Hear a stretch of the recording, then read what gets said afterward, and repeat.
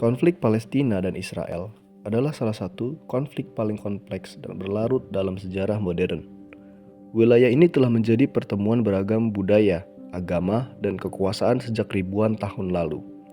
Yerusalem, kota suci bagi Islam, Kristen, dan Yahudi, pernah berada di bawah kekuasaan kerajaan kuno Israel, Romawi, hingga Ottoman.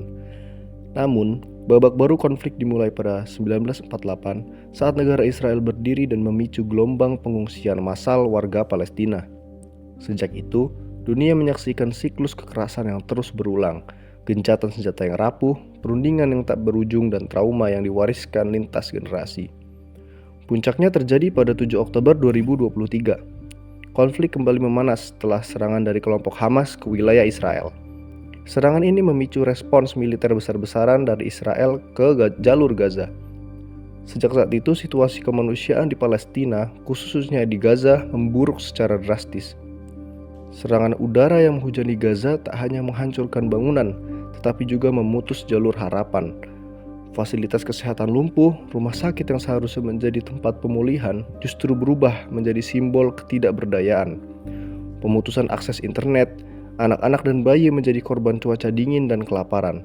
Karena tak ada tempat berteduh, tak ada bahan bakar, tak ada bantuan yang bisa masuk akibat blokade total dari Israel. Memicu keprihatinan global dan menimbulkan pertanyaan serius tentang pelanggaran terhadap hukum humaniter internasional. Kondisi ini menempati Palestina dalam situasi darurat kemanusiaan dan menjadikan rakyat sipil sebagai pihak yang paling menderita.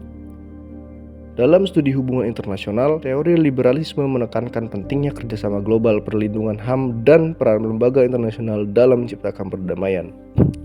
Di tengah konflik ini, Dewan Hak Asasi Manusia PBB mencoba menjalankan mandat moral dan normatifnya dengan menyuarakan keadilan, mengecam pelanggaran, dan menyerukan penghormatan terhadap hukum internasional. Meski tak punya kekuatan militer, UNHRC berdiri sebagai suara hati nurani global. Ia mengingatkan bahwa di balik statistik dan strategi ada nyawa manusia yang hancur. UNHRC telah melakukan berbagai langkah untuk mengurangi dampak kemanusiaan dari konflik, mulai dari membantu dan memberikan perlindungan kepada warga sipil yang terdampak oleh perang seperti makanan, air, obat-obatan, dan bahan bakar.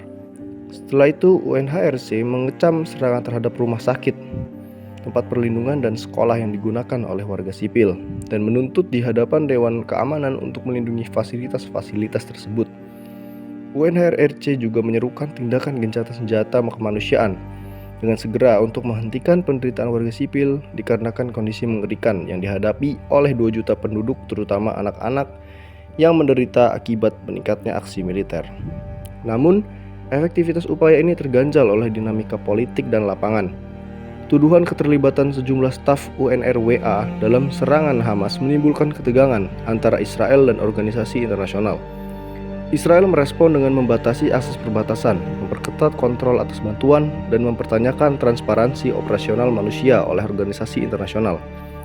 Tak hanya itu, Resolusi Dewan Keamanan PBB nomor 2712 tahun 2023 yang menyerukan jeda kemanusiaan yang mendesak dan diperluas pun tidak berjalan mulus. Minimnya kepatuhan dari pihak yang bertikai, ditambah veto dan kepentingan geopolitik negara-negara besar, membuat instrumen hukum internasional kehilangan daya tekan. Dalam situasi seperti ini, UNHRC berdiri di tengah dilema dikarenakan memiliki tanggung jawab moral untuk melindungi warga sipil, namun tak cukup berkuasa untuk memaksakan kepatuhan. Yang bisa mereka lakukan adalah terus menyuarakan penghentian kekerasan, mendesak akses bantuan tanpa hambatan, dan menyerukan pembebasan sandera sebagai pengingat bahwa dunia tak boleh menormalisasi penderitaan.